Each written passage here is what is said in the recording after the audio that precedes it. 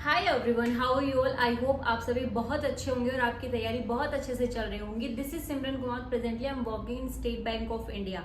तो आपको जैसा भी पता है कि अभी एसबीआई क्लरिकल का एग्जाम होने वाला है। जनवरी में उसका एग्जाम होगा। फॉर्म फिलिंग की जो डेट होती है, फॉर्मेलिटीज होती है, वो सब कुछ फिनिश हो चुका है। अभी आपका टाइम है सिर्फ और सिर्फ स्टडी करने का।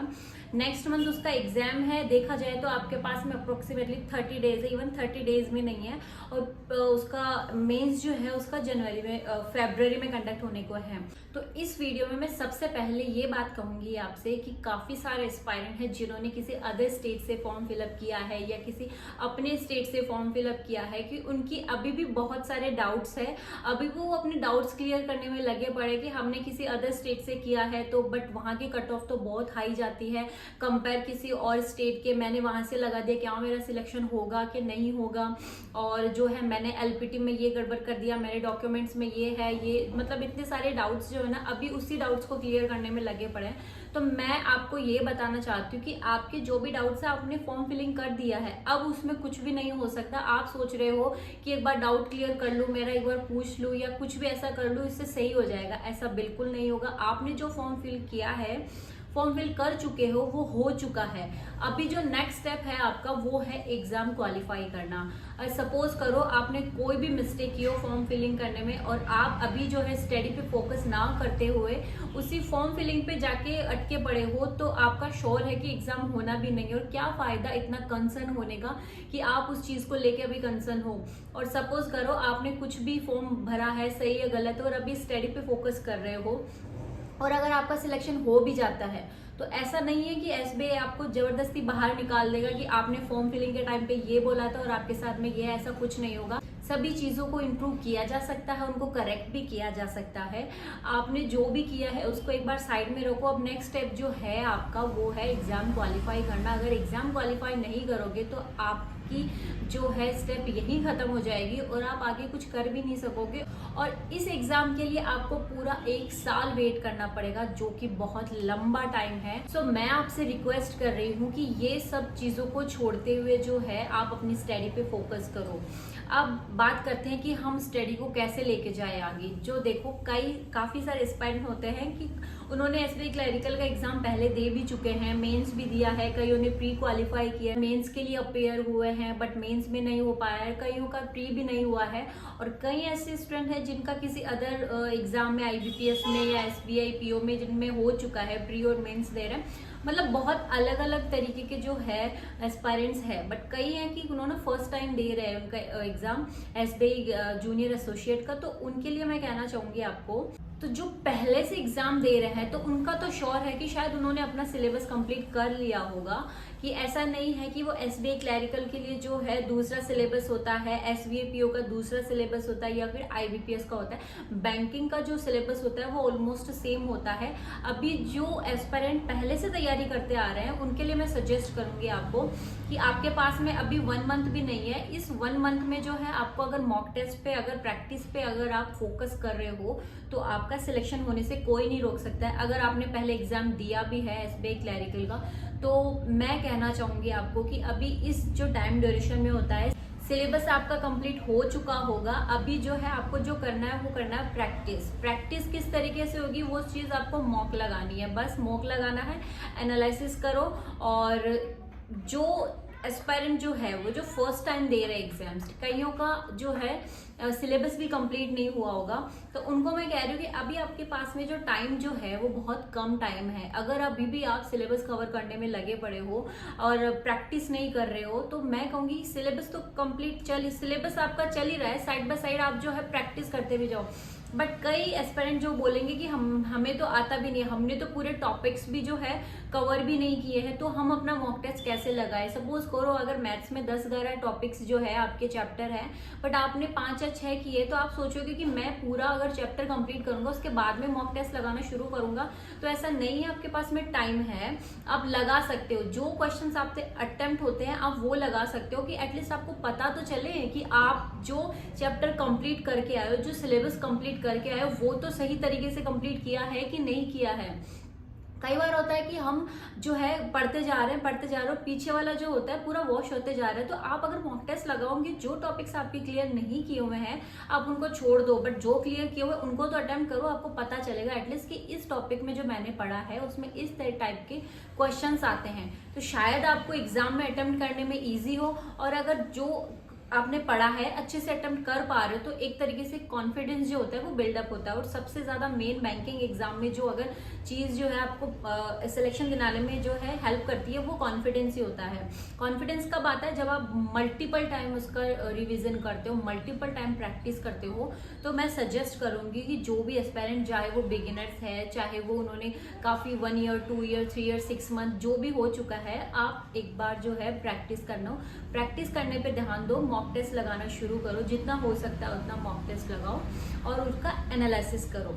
कि मेरे पास में एक कमेंट आया था कि एक एस्पायरेंट जो है वो मॉक टेस्ट लगा रहे हैं, बट वो लास्ट ईयर के मॉक टेस्ट लगा रहे हैं। लास्ट ईयर के मॉक टेस्ट में क्या होता है कि आपका जो करंट अफेयर होता है वो लास्ट ईयर का होता है। फिर आप क्या करते हो, वो करंट अफेयर का सेशन जो होता है आप उसको स्किप करते हो और मैथ्स में या रीजनिंग में जो भी है आप उसमें आ जाते हो। उससे क्या होता है कि आपका स्कोर तो इम्प्रूव हो रहा है। कि जैसे सपोज करो आपके 200 में से जो है 110 आ रहा है या 120 125 प्लस भी आ रहा है, आपका स्कोर तो इम्प्रूव हो रहा है। बट एक तरीके से देखा जाए आपकी एक सब्जेक्ट जो करंट अफेयर है वो तो वीक जाती जा रही है। आपको लग रहा है कि हम सिर्फ पढ़ाई कर रहे हैं, हम सिर्फ पढ़ रहे हैं, करंट अफेयर हमें याद हो रहा है, बट ऐसा नहीं है।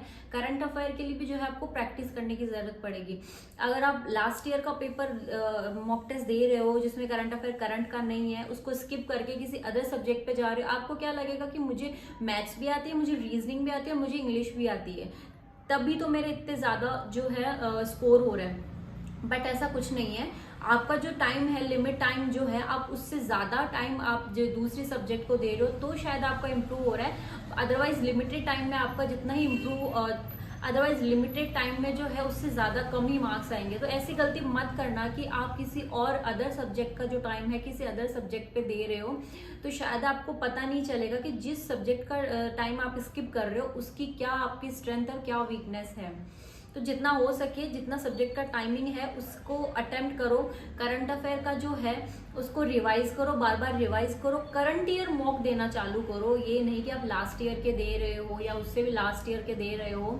तो करंट ईयर के जो अभी का जो है, जिस तरह 2023 का है, 23-24 का जो एसबीआई क्लैरिकल का है वो मॉक टेस्ट देना चालू करो।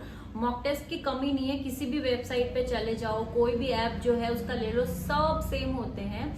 आप ये मत सोचो कि इस वेबसाइट का ये जो करंट अफेयर, ये जो मॉक है वो आपके लिए अप्रोप्रिएट नहीं है, या फिर आप जो चाहते हो वो ही सिर्फ आप देना चाहो, आप किसी दूसरे पे सुटेबल नहीं हो। तो ऐसा नहीं है, सभी मॉक टेस्ट एक जैसे होते हैं। हो सके तो आपको जो है 1 या 2 मॉक टेस्ट आपको रखने पड़ेंगे। ये नहीं कि आप एक मॉक टेस्ट लगा रहे हो, एक वेबसाइट का लगा रहे हो, एक ऐप का लगा रहे हो, बस वही चला जा रहे हो। मैं सजेस्ट करूंगी कि एटलीस्ट आपके पास 2 अलग डिफरेंट टाइप के मॉक टेस्ट होने ही चाहिए। एक में आपको क्या लगता है कि उनका पैटर्न भी समझ में आ जाता है आपको, कि आप बहुत सारे मॉक टेस्ट देते जाते हो, तो आपको क्या होता है कि उनका पैटर्न समझ में आ जाता है और आप यूँ समझते हो कि हाँ इसका ये पैटर्न है, इसके बाद में ये क्वेश्चन आएगा, तो आप प्रिपेयर रहते हो वो आंसर क्लिक करने के लिए। बट एग्जाम में जो क्या होता है कि कभी कुछ भी हो सकता है एग्जाम में, एग्जाम का पैटर्न सेम नहीं रहता है, कभी डिफरेंट क्वेश्चंस भी हो जाते हैं, कभी टफ कभी इजी, जो भी हो जाता है। आप एक टाइप का मॉक टेस्ट दे रहे हो तो उसका लेवल जो होता है ना वो सेम होता है, तो अच्छा होगा, बेटर होगा आपके लिए सिलेक्शन लेने में लिए। जैसे मैंने भी ये फील किया, मेरा भी एक्सपीरियंस था, जब तक मैं एक मॉक टेस्ट फॉलो करती थी मैं एग्जाम क्वालिफाई नहीं कर पाई थी। तो एटलीस्ट 2 तो रखो, और अगर 2 से ज्यादा रख रहे हो तो आपके लिए द बेस्ट है। 2 मॉक टेस्ट लेना चालू करो, अल्टरनेट डेज पे जो है अल्टरनेट मॉक टेस्ट देना चालू करो, उसको रिवाइज करना चालू करो। एक दिन में 1 या 2 मॉक टेस्ट दे रहे हो तो आपके लिए गुड। और एक चीज बहुत अच्छे से है कि be honest with your practice, with your syllabus, with your exams. आप ये नहीं कर रहे हो कि आप लास्ट ईयर के मॉक टेस्ट दे रहे हो या किसी एक सिंगल वेबसाइट के मॉक टेस्ट दे रहे हो, आप ज़्यादा हैप्पी हो रहे हो कि मेरे मार्क्स इंप्रूव हो रहे हैं, तो इसका मतलब ये है कि मैं कर सकता हूँ। किसी और सब्जेक्ट का टाइम किसी और सब्जेक्ट में दे रहे हो तो ये आपके लिए शायद मैं सोचूंगी अगर क्वालिफाई कर जाते हो तो बहुत अच्छी बात है, आपकी स्ट्रैटेजी ये काम कर गई। अगर नहीं क्वालिफाई किया तो सपोज करो आपका गिल्ट रह जाएगा, और ये जो गिल्ट है वो नेक्स्ट एग्जाम में शायद आपकी वीकनेस बन सकता है। तो ऑनेस्ट रहो आपकी स्टडी में। अगर आपके सपोज करो 50 मार्क्स भी आ रहे हैं ना, तो एक्सेप्ट करो कि मेरे सिर्फ 50 मार्क्स आ रहे हैं, जो कि एग्जाम क्वालिफाई करने के लिए बिल्कुल भी अच्छा नहीं है। तो इम्प्रूव करो, उस चीज़ को छुपाने से, अपने आप से छुपाने से बेटर होगा कि उस चीज़ को इम्प्रूव करो और आपके जो मार्क्स है अबव 100 लाने की कोशिश करो। बहुत बेस्ट होगा। अगर अपने आप के साथ में ऑनेस्ट बन रहे हो आप, तो आपको कोई नहीं पीछे छोड़ सकता, आप सबसे आगे हो। और इतना प्रैक्टिस करो कि जब तक आपके अंदर से आवाज नहीं आने लगती कि हाँ, चाहे किसी भी टाइप के क्वेश्चंस दे दे, डिफिकल्ट हो, चाहे किसी भी टॉपिक से दे दे, मैं कर लूंगा। अगर आपको अंदर से ये वाइब आ रही है कि मैं कर लूंगा, इट मीन्स आप सच में कर लोगे। अगर जब तक आपका कॉन्फिडेंस नहीं है कि शायद मुझे इसमें डाउट है, ये नहीं हो सकता, ये हो सकता है, मेरा अगर ये टॉपिक का क्वेश्चन आ गया तो मैं नहीं कर सकता, तो एग्जाम में इतना ज़्यादा प्रेशर होता है ना आपके ऊपर कि शायद आप नहीं भी कर सकते हो। तो प्रैक्टिस करो, प्रैक्टिस जो है आपको परफेक्ट बनाएगा। इसमें जितना हो सके उतना करने की ट्राई करो, जितना हो सके प्रैक्टिस करो। टाइम बहुत लिमिटेड है आपके पास में, जितना टाइम था वो जा चुका है। अभी का जो टाइम है, अगर जितना टाइम था आपने सोचने में, समझने में, जो भी आपने लगाया है, बंद करो अब तक को, और अब नेक्स्ट जो है प्रैक्टिस करना चालू करो। ये जो डिसाइड करेगा, ये जो टाइम पीरियड होता है ना एग्जाम से, अगर फॉर्म फिलिंग के बाद का जो ये टाइम पीरियड होता है ना, कि लेस देन 1 मंथ होता है, ये डिसाइड करता है कि आपका सिलेक्शन होना है कि नहीं होना है। क्योंकि इसी में इतना प्रेशर होता है, सिलेबस होता है, मॉक टेस्ट होता है, इतनी सारी थिंकिंग, नेगेटिविटी और जो एक्सटर्नल जो थिंकिंग होती है वो सब आपके साथ में एक साथ होती है। तो इन सबसे फाइट करके अगर आप कंटिन्यू कर रहे हो अपना एग्जाम्स, तो that means you can. So practice करते रहिए, मॉक टेस्ट लगाते रहिए। सो ठीक है, बाय बाय, मिलते हैं SBI में। जल्दी से आइए, सिलेक्शन लीजिए, बाय।